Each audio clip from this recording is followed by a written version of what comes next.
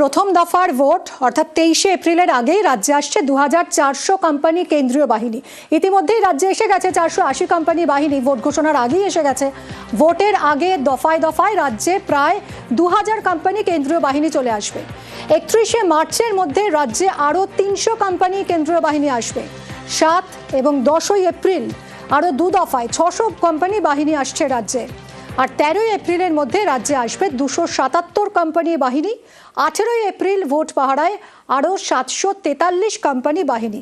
অর্থাৎ সব মিলিয়ে প্রথম দফার ভোটের আগেই রাজ্যে আসছে 2400 কোম্পানি কেন্দ্রীয় বাহিনী। আর এই গোটা বিষয় নিয়ে কি বলেছেন বিরোধী দলনেতা শুভেন্দু অধিকারী, শুনুন। কেন্দ্রীয় বাহিনীর সংখ্যা নিয়ে আমি ইন্টারেস্টেড নয়, কেন্দ্রীয় বাহিনীর নিয়ন্ত্রণ কে করবে সেটা নিয়ে ইন্টারেস্টেড। কেন্দ্রীয় বাহিনীকে সঠিক ব্যবহারের আমি দাবি করি।